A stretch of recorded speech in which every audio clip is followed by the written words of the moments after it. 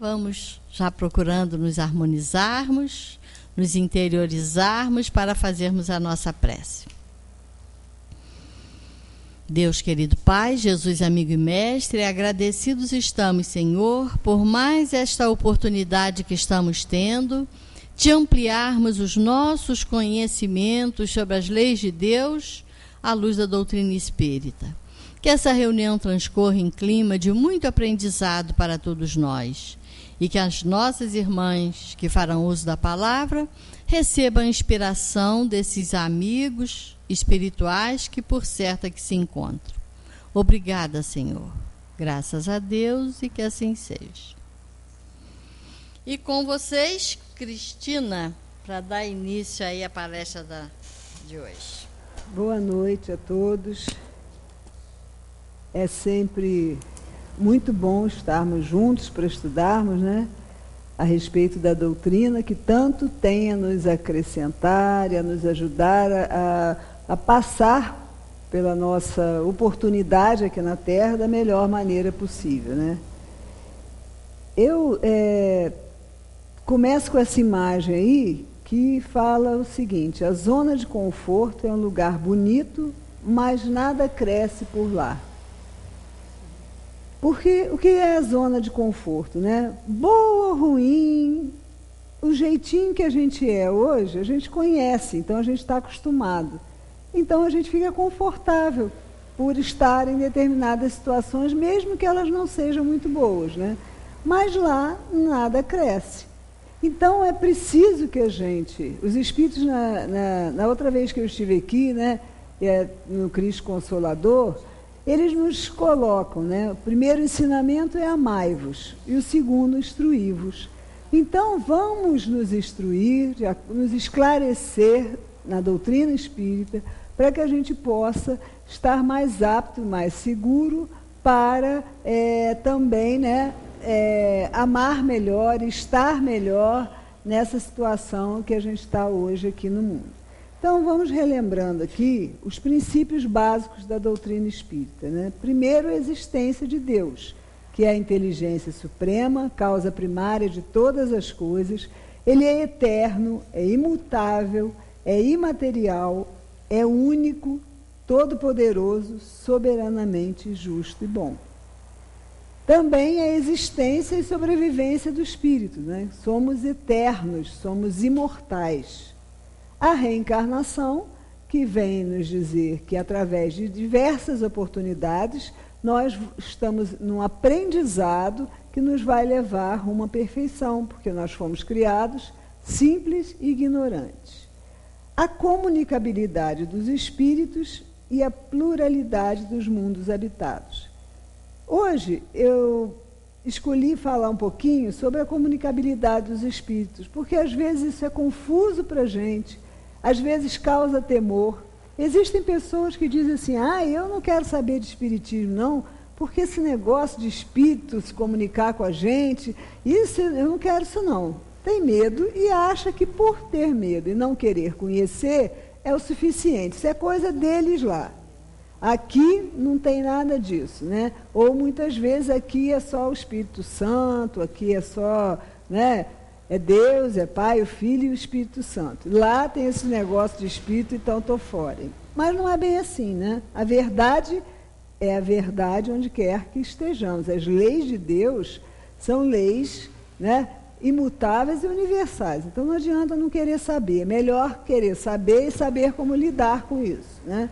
Então, no resumo da doutrina espírita, no início do Livro dos Espíritos, né, o Kardec e os espíritos nos falam que Deus criou o universo que compreende todos os seres animados e inanimados, os materiais e imateriais. Os materiais formam um mundo visível e é um mundo secundário, porque ele podia deixar de existir sem alterar a essência do mundo espírita. E o imaterial é um mundo invisível, que é o mundo normal, primitivo, eterno, pré-existente e sobrevivente a tudo.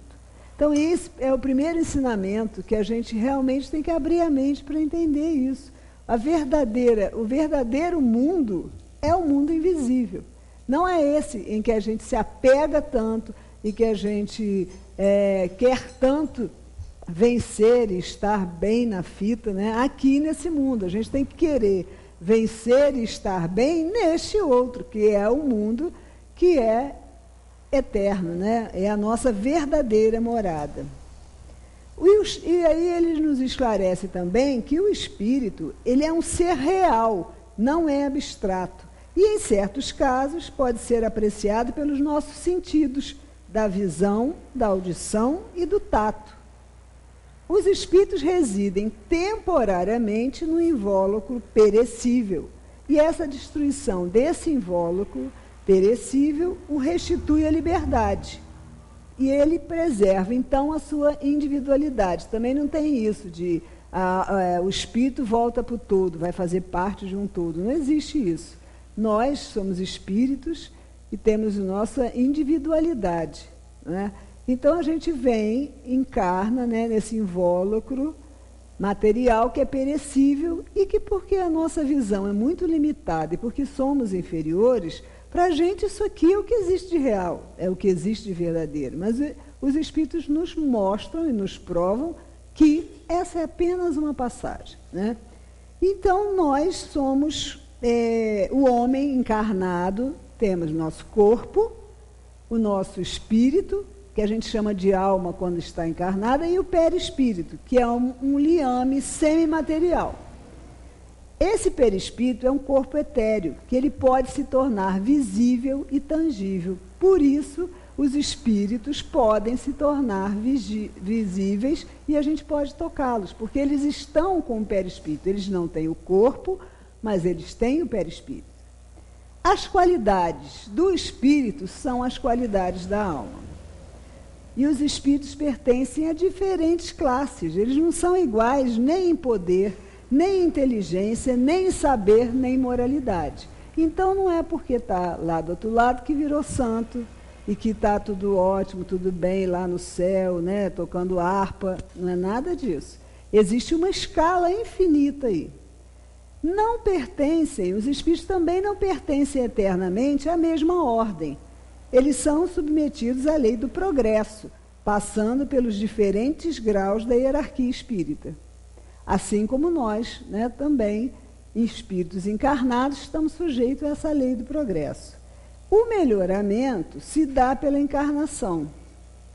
A vida material é uma prova que são submetidos inúmeras vezes até atingir a perfeição. É uma espécie de peneira ou de depurador. Então, a nossa vida material, nossa encarnação, é uma espécie de lapidação, né? É um depurador das nossas imperfeições. A gente tem aqui as provas exatas, tudo que nos acontece é providencial para que a gente aprenda as lições que a gente necessita aprender. Por mais apavorante, por mais arrepiante que possa ser, né, para a gente, achar que não dá conta, mas Deus é soberanamente justo e bom, falamos no início.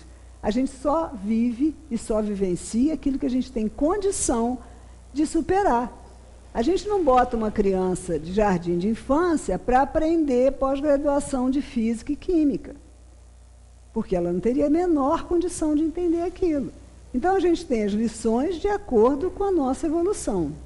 Através das existências progressivas, a gente vai aprendendo. E uma coisa que os espíritos nos ressaltam: as nossas encarnações jamais são retrógradas. O espírito nunca, ele vai para trás, ele, como hoje em dia, né, a gente ouve muito dizer que o mundo está muito pior do que já foi, né, que os espíritos estão ficando endurecidos, ficando piores. Não existe isso. Essa escala de progressão, a escala de progresso, ela vai só para frente, e só melhora. Então, se hoje estamos tão horrorizados com as coisas que vemos, é assim mesmo que nós somos. O verniz social saiu e está aí o jeitinho que nós nos comunicamos, que nós vivemos, que nós intervimos no mundo, porque hoje achamos que não tem mais necessidade de fingir que é bonzinho, né? Então, as existências são progressivas e jamais retrógradas. A rapidez do progresso depende dos esforços que nós fazemos para chegar a essa perfeição. O espírito encarnado está sob a influência da matéria. Então, aqui ele está muito mais apegado, ele está...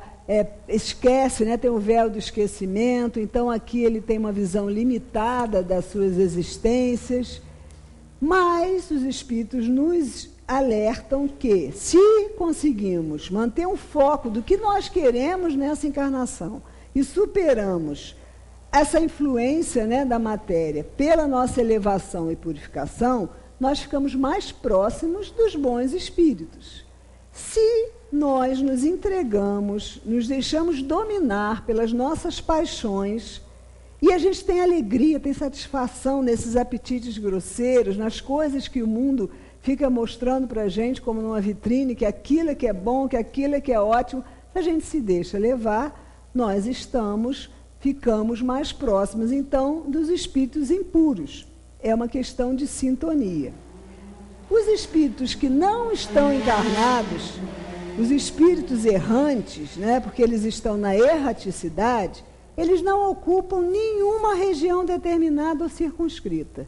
Estão por toda parte no espaço e ao nosso lado, vendo-nos e acotovelando-nos sem cessar. População invisível que se agita ao nosso redor. Então, isso é uma realidade. A gente tem que aprender a lidar com ela. Os espíritos exercem sobre o mundo moral e físico uma ação incessante. Eles agem sobre a matéria e sobre o pensamento. Por quê? Porque os espíritos são uma das forças da natureza. Então não adianta não querer acreditar, querer fingir que eles não existem, porque eles são uma realidade. Como as estações do ano, né? Como tudo que a gente vê, está fazendo parte do universo, é uma força da natureza. A relação dos espíritos com os homens, então, elas são constantes. Os bons espíritos nos convidam ao bem, nos sustentam nas provas da vida e nos ajudam a suportá-las com coragem e resignação. Os espíritos maus nos convidam ao mal. É porque eles têm prazer em ver-nos sucumbir, né, e cair no mesmo estado que eles estão. Então, como é que se dão essas comunicações? Já que nós estamos sempre interagindo com os espíritos, existem formas de interagir. Existem as comunicações ocultas, não é? Que se verificam pela influência boa ou má que exercem sobre nós sem o sabermos, cabendo ao nosso julgamento discernir as más e as boas inspirações. Então, quando a gente lê aí que é sem o sabermos, a gente fica pensando, poxa, isso é injustiça, né? Como é que eu posso ser influenciada sem saber?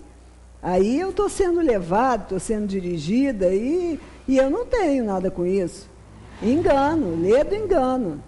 Porque a seguir, né, é o nosso julgamento, é a nossa escolha de seguir ou não aquela influência, não é? Então, no Livro dos Espíritos tem um capítulo só sobre isso, intervenção dos espíritos no mundo corpóreo. E aqui os espíritos nos esclarecem que os espíritos podem ver tudo o que nós fazemos. No entanto, eles só se ocupam das coisas que lhes interessam. Eles podem conhecer nossos pensamentos mais secretos. Nós temos uma multidão de testemunhas durante todo o tempo. Os espíritos influem em nossos pensamentos e ações mais do que nós supomos, e frequentemente são eles que nos dirigem. Nós temos pensamentos que são nossos e pensamentos que são sugeridos. E aí, como é que eu vou distinguir isso? O que é meu, o que é dos outros, né? São muitos pensamentos a um só tempo sobre o mesmo assunto e às vezes contraditórios, porque a gente não consegue parar de pensar, né? Eu estou aqui, a gente está conversando, eu estou falando, mas na minha mente está passando outras coisas, vocês também, acontece isso.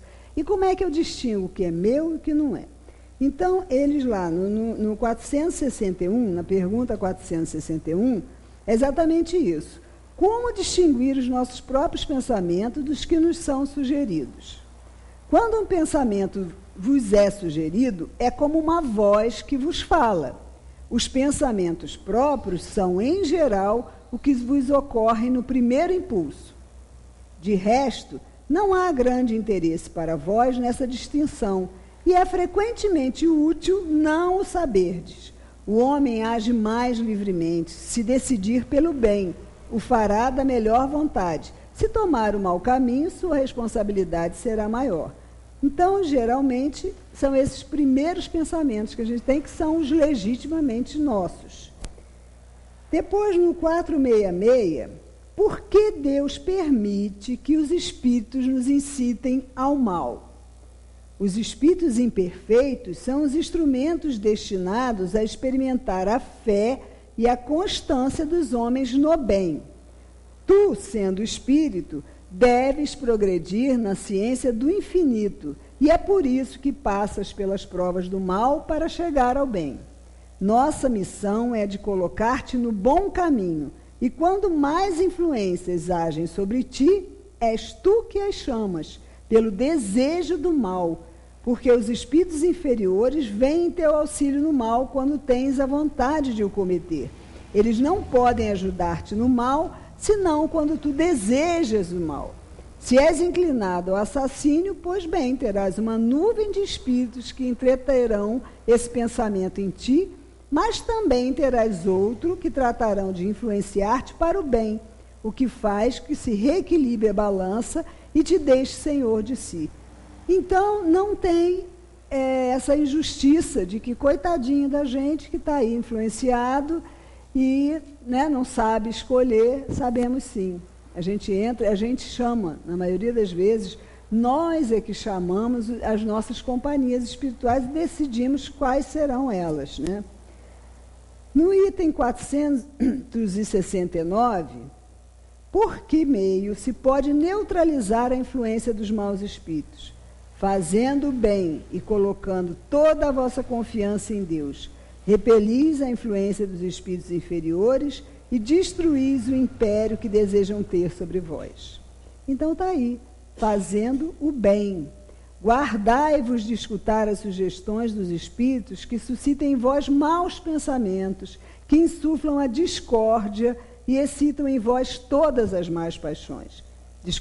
Desconfiai, sobretudo, dos que exaltam o vosso orgulho, porque vos atacam na vossa fraqueza. Eis porque Jesus vos faz dizer na oração dominical: Senhor, não nos deixeis cair em tentação, mas livrai-nos do mal.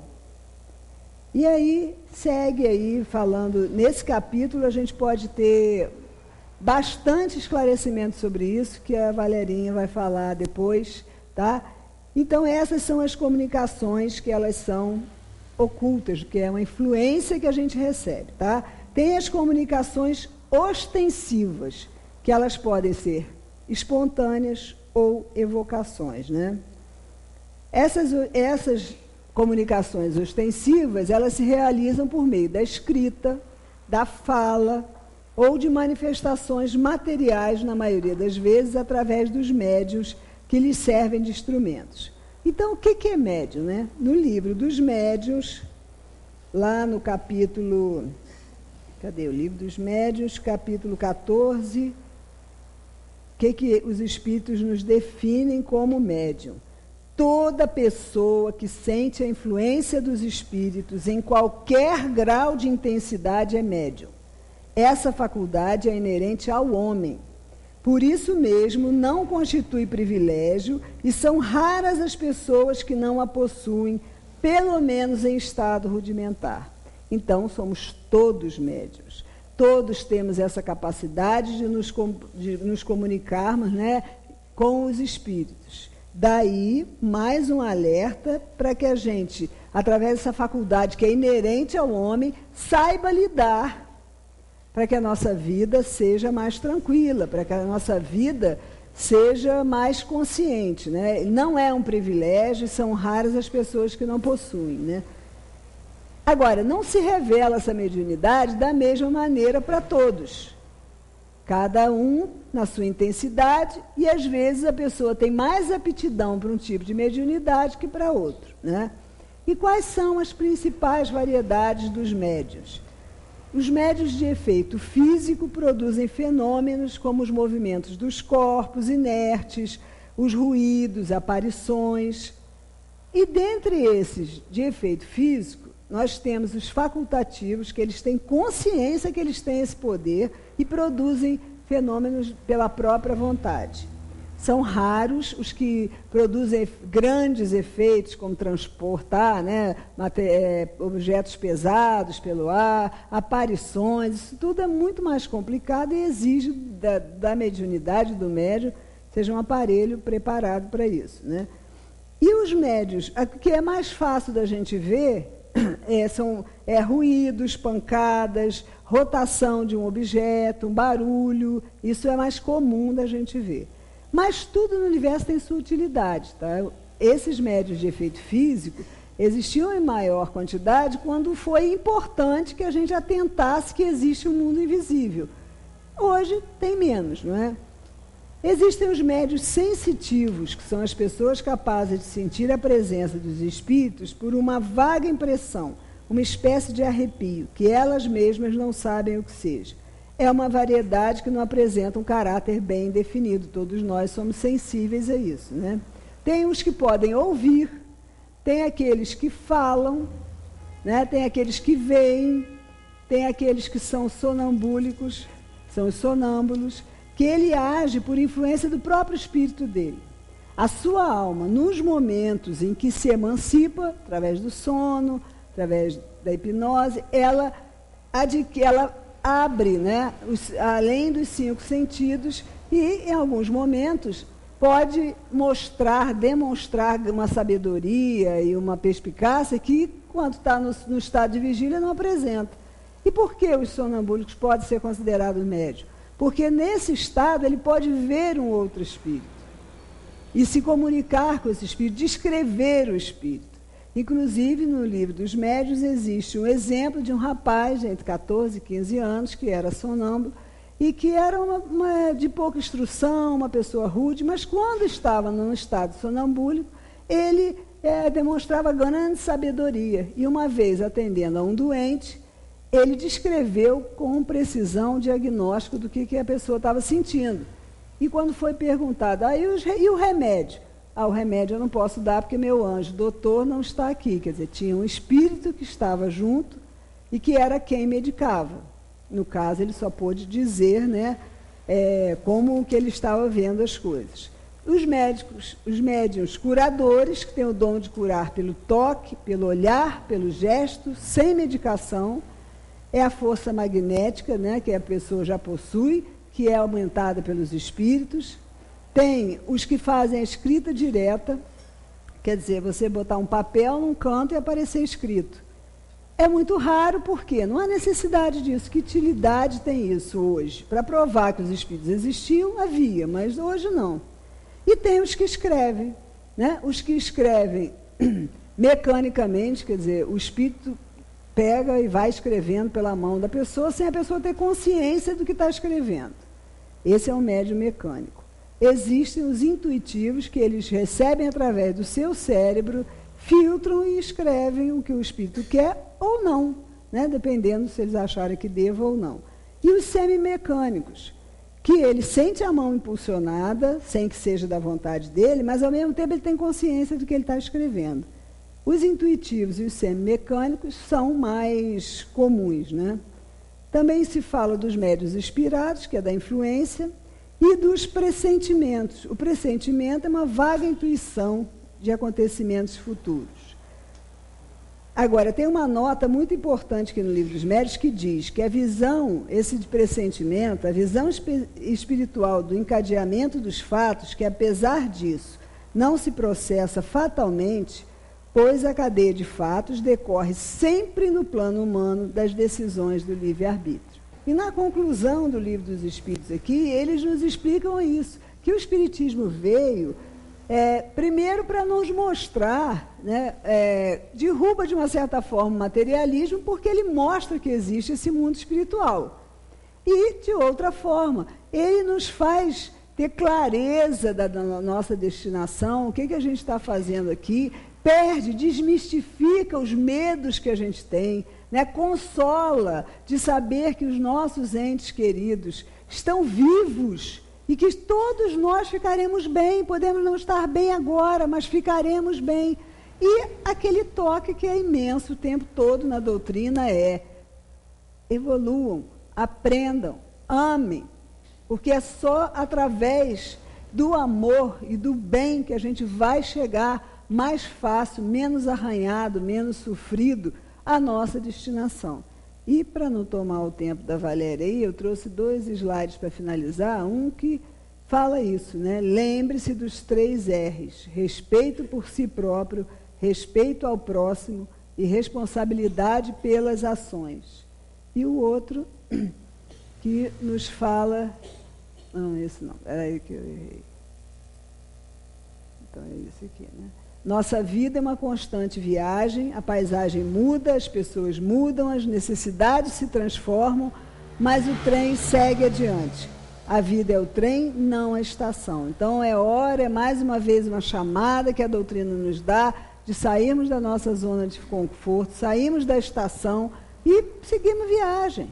Nós temos tudo que precisamos na bagagem, né? Estamos estudando a doutrina e passos adiante com força, com alegria, com fé, com perseverança, porque estamos a caminho da perfeição e da felicidade que a gente tanto almeja. Tá? Uma boa noite para todos. E agora é Valerinha com vocês. É a vez dela agora. Ela palavra. Bom,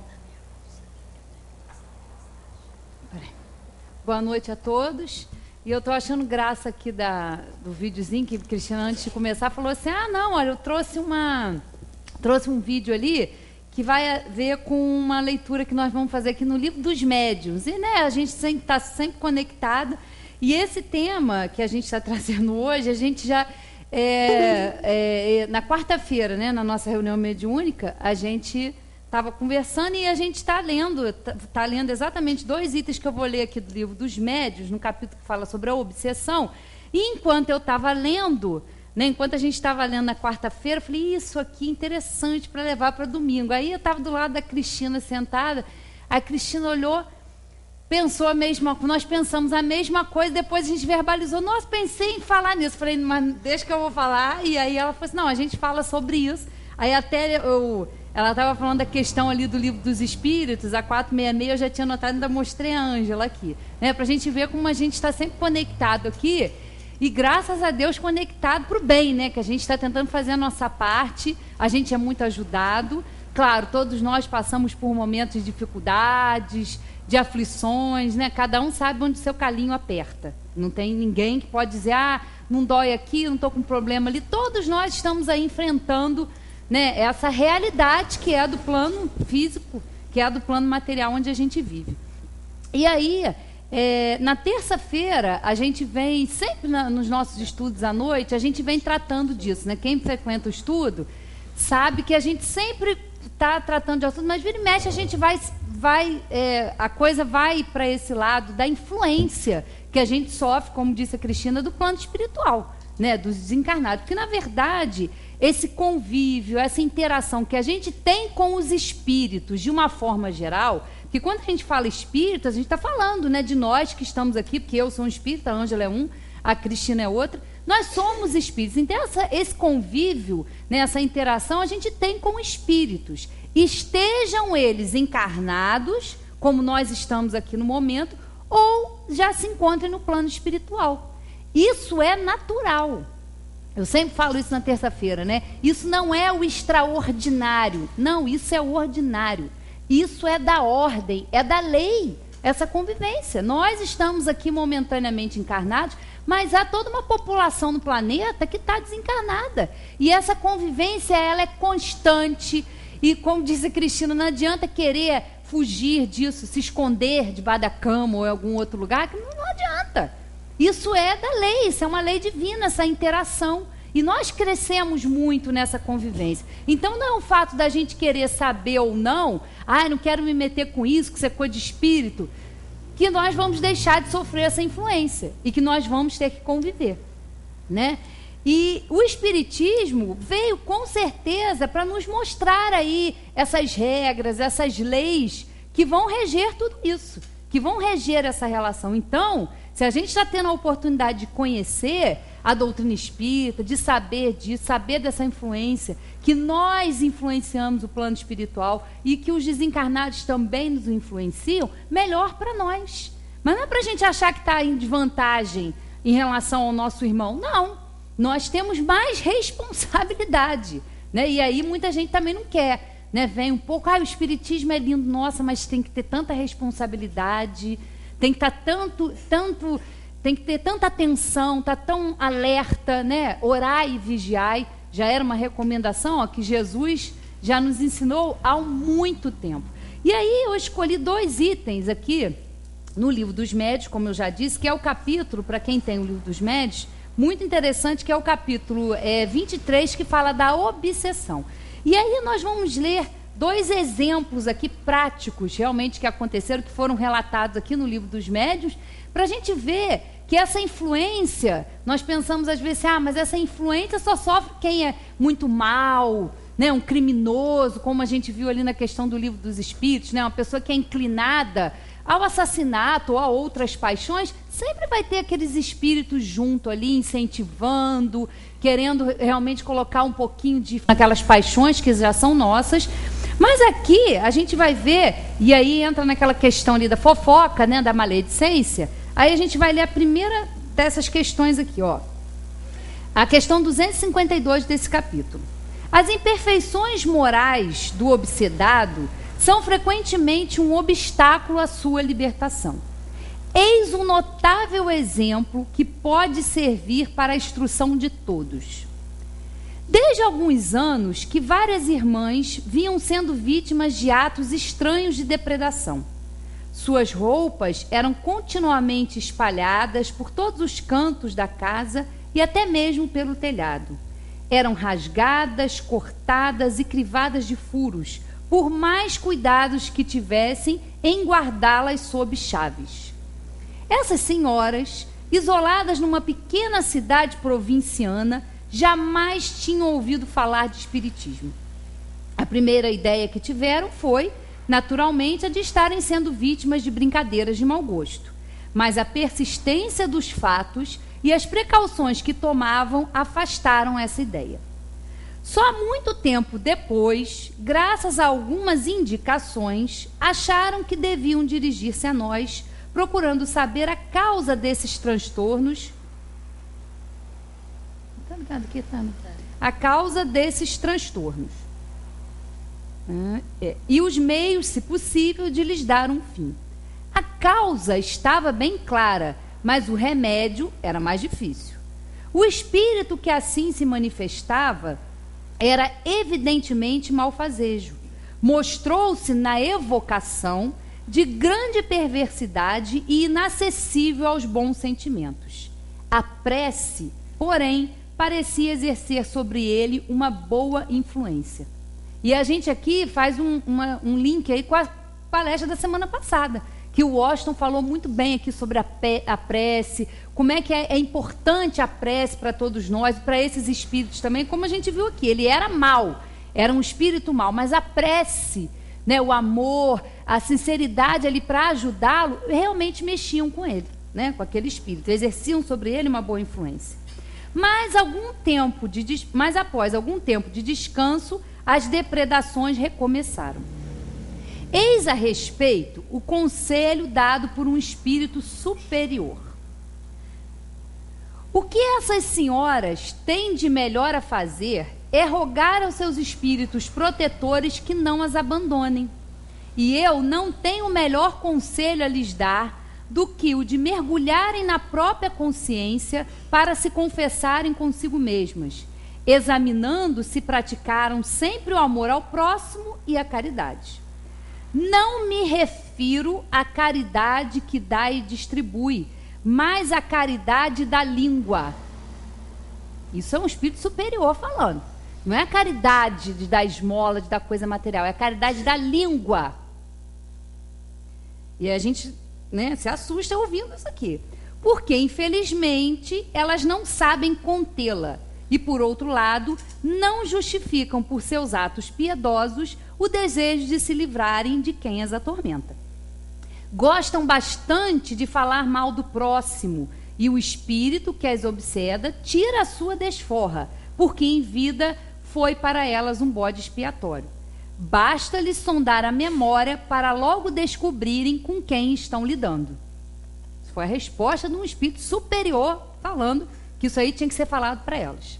Entretanto, se chegarem a melhorar, seus anjos da guarda voltarão para elas, e sua presença será suficiente para afastar o mau espírito que se apegou sobretudo a uma delas, porque o seu anjo da guarda teve de afastar-se diante dos seus atos repreensíveis ou dos seus maus pensamentos.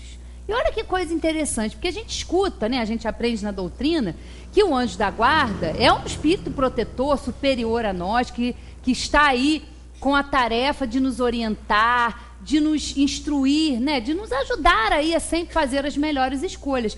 Só que todas as vezes que nós, pelos nossos sentimentos, pelos nossos pensamentos, entramos em sintonias, ou temos essas inferioridades ainda que são inerentes ao nosso espírito, ele se afasta. Por quê? Porque nós vamos simplesmente ignorar os seus conselhos, nós vamos ficar tão envolvidos ali nas nossas paixões, nas nossas inferioridades, que eles simplesmente vão se afastar, porque o papel deles é nos orientar. Se nós não estamos dando ouvido a eles, eles simplesmente se afastam, não nos abandonam, é diferente, a gente precisa entender bem isso. Eles simplesmente deixam. Bom, eu estou aconselhando, é igual um pai, né? Um pai e uma mãe que estão ali, que aconselham, que fala com o filho, não faça isso, não faça aquilo, mas às vezes o filho insiste em fazer a opção errada, mas vai fazer o quê? O que os pais podem fazer em relação a isso? Infelizmente nada, só lamentar. É o que o anjo da guarda faz, ele lamenta, vou deixar porque está ali de longe, mas sabe que a sua influência naquele momento é nula, porque a gente realmente não escuta. Então, nesse momento em que ele se afasta um pouco, a gente abre a nossa sintonia, a gente abre o nosso campo mental para as influências negativas, daqueles espíritos que pensam como nós. Porque essa história também, porque fica parecendo assim, a gente é muito santinho e é o tempo todo influenciado, é o tempo todo obsediado, é o tempo todo minha vida não dá certo. Mas nós não somos santos, nós somos responsáveis. Se nós estamos atraindo esses irmãos para perto de nós, porque nós temos isso em nós. Se nós temos tendência a ter raiva, a ter ódio, a ter inveja, a ter ciúme, a vícios de toda ordem, é claro que se a gente não se esforça para se melhorar, para tomar consciência de quem nós somos e do que precisa ser mudado, nós vamos ficar sempre atraindo esses irmãos que pensam igual. Eles não estão nos prejudicando, ou Deus deixa a coisa acontecer. Não, é a grande lei de sintonia. Então nós precisamos sim prestar atenção, ouvir, né, fazer prece, nos habituar realmente à prece, porque a gente eleva o nosso pensamento, a gente eleva as nossas sintonias, e aí o nosso anjo da guarda pode ali fazer a sua tarefa, o seu papel, que é de nos proteger. É como a gente viu aqui. Ele estava ali do lado, mas como ela está ali, insistindo naquilo ali, faltando com a caridade, com as palavras ali, com a maledicência, com a fofoca, que a gente às vezes acha que é uma bobagem, mas é pensamento, nós estamos julgando, nós estamos falando de outra pessoa. Então é claro, bom, o anjo da guarda está vendo que aquilo ali não vai ser bom, mas ele deixa, até porque na nossa inferioridade, essas influências muitas vezes que nós sofremos e que são negativas, são muito boas para nós, se nós prestarmos atenção. Porque muitas vezes, quando nós estamos sendo influenciados, quando a gente acha realmente que as coisas não estão funcionando bem na nossa vida, a gente precisa fazer, como disse a Ângela, um balanço de que faixa nós estamos, do que eu preciso melhorar em mim. E realmente, eu tenho ciúme, eu tenho inveja, né? Admitir isso é o primeiro passo, mas para isso tem que ter coragem, tem que ter humildade, para a gente se reconhecer assim. E em se reconhecendo, a gente vai tomando mais consciência, né, do que a gente precisa mudar. E, consequentemente, a nossa sintonia ela vai se elevar, porque a gente vai buscar fazer sempre a coisa certa, vai escutar essa boa influência. Como aqui no caso, ela ficou insistindo nisso, ele simplesmente está do lado olhando, mas deixando aquelas consequências que, até se a gente realmente tiver olhos de ver, né, e ouvidos de ouvir, vai nos fazer bem, às vezes, essa influência, porque vai servir para a gente ter um parâmetro de como nós estamos pensando, do que precisa ser transformado em nós, né? Então, voltando aqui. O que elas precisam é de fazer preces fervorosas pelos que sofrem e, acima de tudo, praticar as virtudes que Deus recomenda a cada um segundo a sua condição. A observação de que essas palavras nos pareciam um pouco severas e que talvez se devesse abrandá-las para as transmitir, o Espírito acrescentou, né? Porque aí a pessoa que estava ouvindo aqui falou assim, nossa, mas a gente vai ter que falar dessa maneira, assim, rude com ela. Não, vai ter que falar assim, é assim que elas têm que ouvir, dessa maneira, né? Espírito superior não fica que nem a gente, não, vai direto ao ponto, né? Espírito superior, várias chamadas a gente leva aqui, cada puxão de orelha, e o papo é reto, né? É direto. Eles falam porque eles têm propriedade para falar, eles são superiores, eles sabem o que é necessário, né? A gente às vezes é que fica, né, enrolando e não vai direto ao ponto. Não, o Espírito superior vai direto ao ponto, né? Eu tenho a dizer isso que disse como disse, porque as pessoas em causa acostumaram-se a pensar que não fazem nenhum mal pela língua, quando na verdade o fazem e muito. Eis porque é necessário chocar-lhes o espírito, de maneira que isso lhes sirva de séria advertência.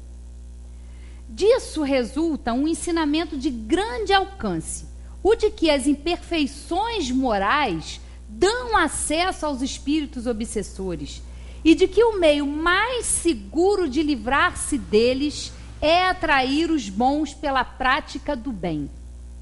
Os espíritos bons são naturalmente mais poderosos que os maus, e basta a sua vontade para os afastar. Mas assistem apenas àqueles que os ajudam por meio dos esforços que fazem para se melhorarem. Do contrário, se afastam e deixam o campo livre para os maus espíritos, que se transformam assim em instrumento de punição, pois os bons os deixam agir com esse fim. E é claro que os espíritos superiores, é claro que, por exemplo, o nosso anjo da guarda poderia nos livrar disso, poderia nos livrar de uma influência. Claro, é um espírito superior, ele poderia se aproximar de nós e afastar o mau espírito que está ali nos influenciando. Poder? Pode. Mas por que ele não faz? Porque nós é que precisamos nos ajudar. Não é ajuda-te que o céu te ajudará? Não adianta a gente ficar esperando as coisas caírem do céu, como disse ali, ficar na zona de conforto e só fazendo prece, pedindo a Deus para ajudar, sem se mexer, sem colocar isso tudo aqui em prática. E o tempo todo na nossa vida nós vamos ser convocados a isso. Nós estamos convivendo, né, num meio que é apropriado ao nosso crescimento espiritual, muito tumultuado às vezes, né, vivemos um momento realmente de agitação, que as coisas no mundo estão mudando. Sempre foi assim e agora também não estão diferentes, mas nós precisamos entender isso e prestar atenção. Qual é o nosso papel nisso tudo? O que nós estamos fazendo? Como é que nós estamos conduzindo os nossos pensamentos?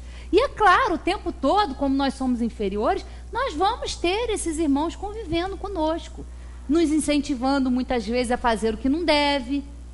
E é sutil, a gente precisa prestar muita atenção nisso, porque muitas situações, pessoas, na rua, no nosso ambiente de trabalho, na nossa casa, vão ser instrumento para nos testar. Testar a nossa fé, testar a nossa persistência em continuar fazendo bem. É o tempo todo, basta a gente começar a observar o tempo todo, aí a gente começa a ficar mais atento a essas coisas, começa a melhorar um pouco essa consciência que nós vamos tendo. Por isso que é importante saber disso tudo, porque a gente tem um meio muito eficaz de se preservar, mas o principal meio é a reforma íntima, é o melhoramento íntimo, porque senão eles não podem fazer nada, nem Deus, né, vai intervir, nem Deus vai intervir, né? As leis estão aí e ninguém pode intervir. Nós é que temos que fazer a nossa parte, e à medida que a gente vai trabalhando para progredir, claro que nós vamos ser ajudados, mas sem trabalhar a coisa não vai fluir, não. Outro exemplo. Mas é necessário, é o item 253, mas é necessário evitar atribuir à ação direta dos espíritos todas as nossas contrariedades, que, em geral, são consequência da nossa própria incúria ou imprevidência, né? E a gente que é espírita tem muito isso, né? Ah, não, o tempo todo eu estou sendo influenciada, eu sofro sempre uma influência, isso é espírito obsessor. Mas, como eu já disse, se há um espírito influenciando para o que não deve, é porque nós também não estamos pensando o que é bom. Nós também não estamos trabalhando pela nossa melhora, né? Por mudar de sintonia. E aí, outro exemplo. Certo dia, um lavrador nos mandou escrever que há 12 anos todas as desgraças caíam sobre os seus animais. Ora morriam as vacas e deixavam de dar leite, ora morriam os cavalos, os carneiros, os porcos. Fez muitas novenas que não remediaram o mal. O mesmo se dando com as missas que mandou rezar e com os exorcismos que mandou fazer. Acreditou, então, segundo as superstições do campo, que haviam feito algum mal para os seus animais. Julgando-nos, sem dúvida, com maior poder de conjurar que o padre da sua aldeia, pediu-nos um conselho. Eis a resposta que obtivemos. A mortandade ou as doenças dos animais desse homem provém dos seus currais infectados, que ele não manda limpar porque isso custa. Então, assim, fez exorcismo, mandou rezar a missa, fez de tudo. Mas não mandava limpar os currais, não mandava limpar onde os animais ficavam. Porque isso custava dinheiro, não queria gastar dinheiro. 12 anos passando por isso. Por quê? Porque não queria limpar. Olha, como esses dois exemplos, por isso que na quarta-feira a gente lendo isso aqui, eu falei, opa, isso é muito bom. Porque são dois exemplos práticos, simples, mas que nos ensinam muito. Que tem muita riqueza aqui para nos ensinar, de como nós devemos proceder. E é difícil, né? A gente falando aqui parece que é muito fácil. Não é, não. A gente sabe que não é, né? A gente sabe o quanto a gente fica aqui nessa convivência, se acotovelando com esses espíritos. Nós estamos aqui hoje num certo número de encarnados, mas tem muitos desencarnados que estão aqui também. Isso é o normal. Eu sempre falo para o pessoal da terça-feira. Isso é o da ordem, né? A gente não pode esquecer disso. Porque como a gente está estudando e fala em livro dos médios, a gente acha assim, isso é o extraordinário, é o sobrenatural. Não, isso é o natural. Isso é da convivência, né? E aí, a gente pega uma caroninha aqui, Cristina já falou da questão 466, e aí eu só vou pegar aqui no final da questão 469, vou ler de novo para a gente poder, tem um trechozinho no Pai Nosso, que é uma oração que a gente habitualmente faz e às vezes não presta atenção, né? Então aqui, 469, por que meio se pode neutralizar, não, primeiro é 467 aqui no Livro dos Espíritos, pode um homem se afastar da influência dos espíritos que o excitam ao mal? Sim, porque eles só se ligam aos que o solicitam por seus desejos ou os atraem por seus pensamentos. 469. Por que meio se pode neutralizar a influência dos maus espíritos? Fazendo o bem e colocando toda a vossa confiança em Deus, repelis a influência dos espíritos inferiores e destruís o império que desejam ter sobre vós. Guardai-vos de escutar as sugestões dos espíritos que suscitem em vós os maus pensamentos, que insuflam a discórdia e excitam em vós todas as más paixões. Desconfiai, sobretudo, dos que exaltam o vosso orgulho, porque eles vos atacam na vossa fraqueza. Eis porque Jesus vos faz dizer na oração dominical: Senhor, não nos deixeis cair em tentação, mas livrai-nos do mal. E aí a gente vem para o Evangelho, né, segundo o Espiritismo, que é um dos itens, né, dessa oração do Pai Nosso, que é uma oração universal e que está aqui no Evangelho, porque nos ensina muito. E o interessante é porque vem, né, as frases que a gente já conhece dessa oração, mas vem a explicação ali de por que significa aqueles itens. E aqui, não nos deixeis cair em tentação, mas livrai-nos do mal. O que significa isso, né? E aí vamos à explicação aqui dos Espíritos.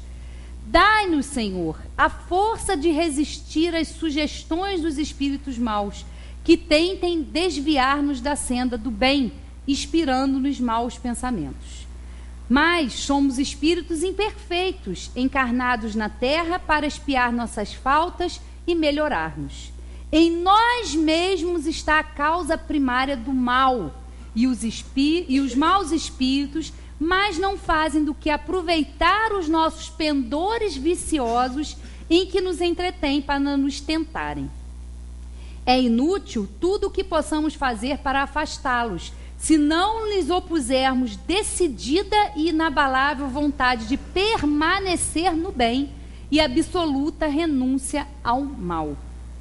Senhor, ampara-nos em nossa fraqueza, inspirai-nos pelos nossos anjos guardiães e pelos bons espíritos a vontade de nos corrigirmos de todas as imperfeições, a fim de obstarmos aos espíritos maus o acesso à nossa alma. O mal não constitui para ninguém uma necessidade fatal, e só parece irresistível aos que nele se comprazem. Desde que temos vontade para o fazer, também podemos ter a de praticar o bem. Pelo que, ó meu Deus, pedimos a tua assistência e a dos espíritos bons, a fim de resistirmos à tentação. Então, esse mal não é um mal que vem de fora, é um mal que está em nós. São as nossas imperfeições. Por isso que é tão importante essa mensagem que os espíritos vieram nos passar, de que a gente precisa, né, se reformar, de que a gente precisa se melhorar, se esforçar mesmo. Para nós ainda é um esforço muito grande, pela nossa condição ainda inferior, por nós estarmos muito mais perto ainda da origem do que do nosso destino final, que é a perfeição. Mas nós estamos no caminho certo.